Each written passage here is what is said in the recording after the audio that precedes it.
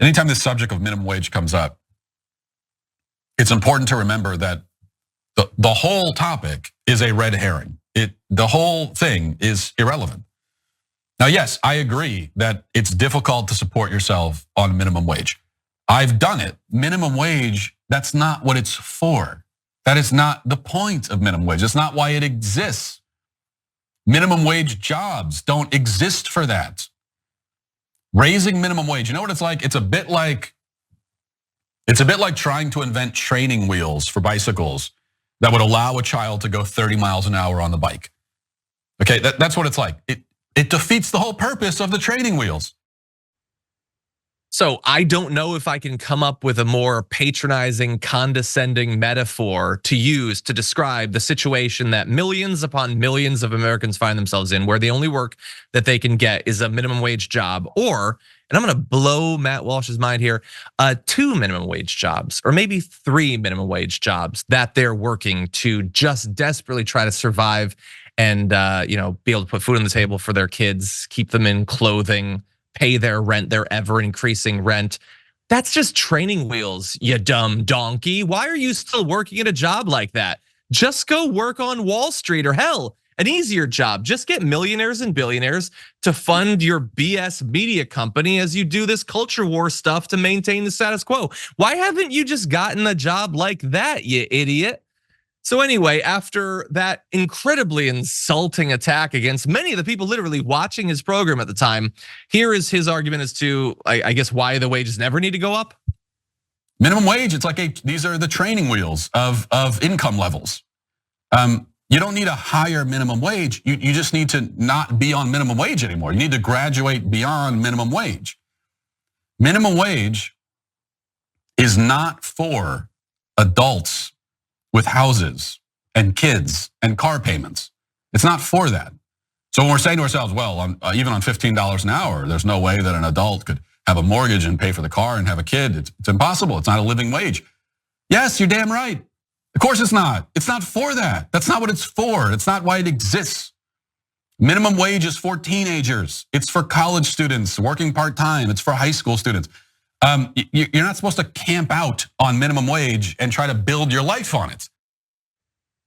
No, many people are not camping out trying to build their life. They're trying to literally sustain their life so they don't end up on the streets. That's what they're actually doing there. He keeps saying in that what it's for, what the minimum wage is for.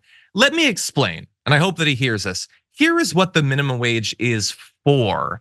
It's for the fact that if it didn't exist, they'd pay even less at these jobs. If it didn't exist, they'd pay $4 an hour or $2 an hour. They'd pay literally anything because corporations don't give a damn whether you live or die.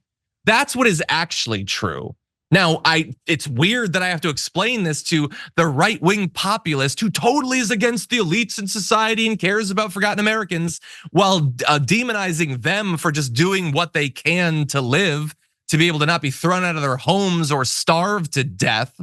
But he thinks it's ridiculous that you would ever expect to make more money. Isn't it weird that these right-wing populists, whenever they're given an opportunity to stand either with the corporations or with the working man, they always seem to end up siding with a maintenance of the status quo, a status quo that benefits those very corporations. It's so weird how often that pops up, Trae. What do you think?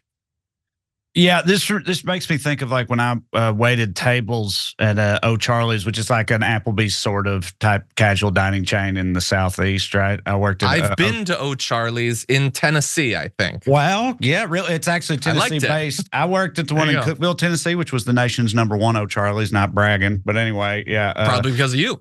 Yeah, did you get the free rolls, some potato soup? Anyway, wasted time here, but anyway, I used to work at one of those when I was in college. Again, it was in Cookeville, Tennessee, Bible Belt. Sunday was a super busy day because the after church crowd would come in or whatever. And I remember these people would like just openly judge you or like admonish you for not being in church or having been in church prior to that or whatever. And the whole time, of course, you're not allowed to be mean to them if you're a server, but internally the whole time I'm screaming, like, if I had been in church, who would be giving you your chicken tenders right now? How would you be getting these chicken tenders that you need to sustain yourself and your family on this Sunday afternoon, like every other Sunday, right?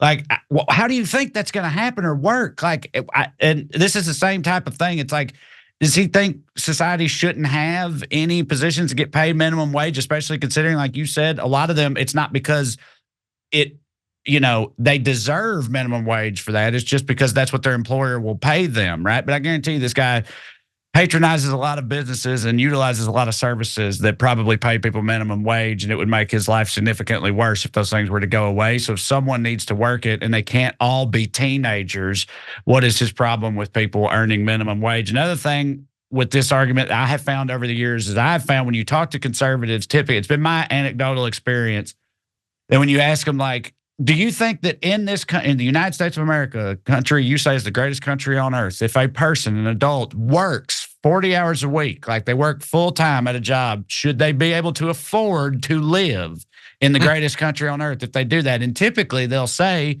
yeah, of course they should, right? And then when you're like, okay, well, but they can't, and here's the reason why. So how do you respond to that? Usually they then deflect or move the goalpost and start talking about, like, well, I would need to see that person's monthly expenses. What are they spending their month? They always, in their mind, they assume they're like blowing it all on lottery tickets and booze and stuff like that.